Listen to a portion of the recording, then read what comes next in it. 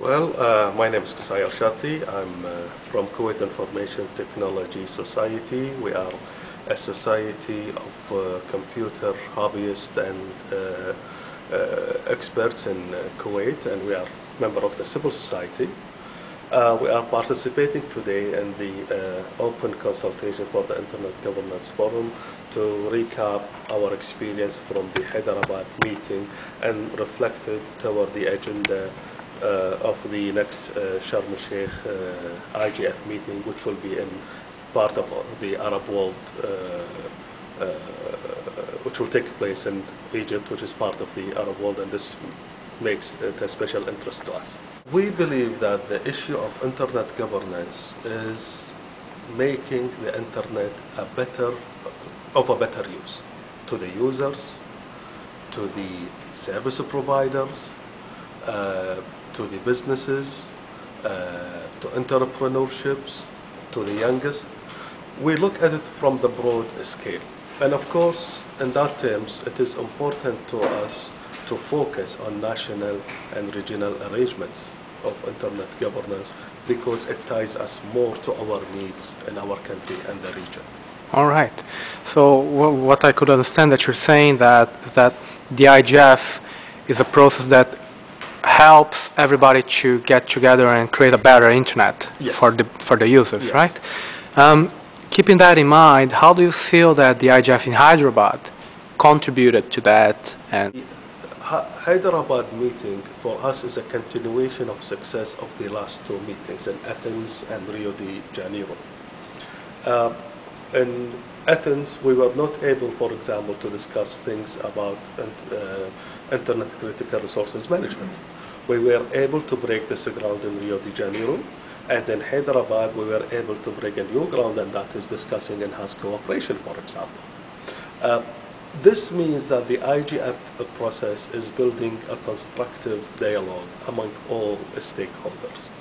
And it really ensures, or again reflects on its importance as a process to continue. This is breaking this new grounds.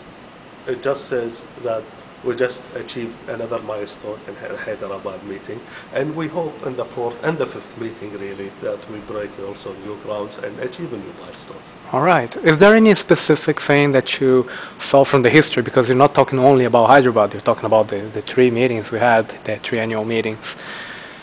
What can be improved for this year, like considering this huge group of internet users that you have mentioned in the beginning that want a better internet, and how the IGF has been a channel, a platform where people can discuss and think about how to have that outcome. What do you think can be changed or can be improved or should be removed or should be included this year? Well, we definitely reached some maturity in discussing some issues, and these issues should move to a different, let's say, platform than the IGF, and we would allow some new topics to be discussed which needs further discussion and debate. Also, we still have the challenge of participation. Although remote participation had improved significantly in the Hyderabad meeting, we would also like to see remote participation to improve further and further in the fourth meeting in Sharm el-Sheikh. Furthermore, the physical participation is still an issue. There is a noticeable absence from governments in the IGF process. Although we are talking about issues related to enhanced cooperation, which really the government are the main stakeholder in that. Furthermore, we would like to see more civil society participation and support for their participation. We don't want the geographical distance to be a barrier toward their participation in the next IGF meetings. One positive aspect we wanted to see also improved is that we noticed in Hyderabad there are parliamentarians who participated for the first time in the meeting. We hope to see more parliamentarians also and the fourth meeting in Sharm el-Sheikh. They are important, especially as lawmakers in creating enabling environments. Today, we could listen a lot of people talking about remote participation, and you also said that there was some improvement and should be improved even more. Would you have any more specific ideas? What would you like to see about remote participation? Remote participation were more organized by a team of volunteers, a wonderful team of volunteers. That's how I would say it. This team should, the effort of this team should be allowed to continue. The setup of this team should be allowed to continue, and whatever they need should be facilitated for them.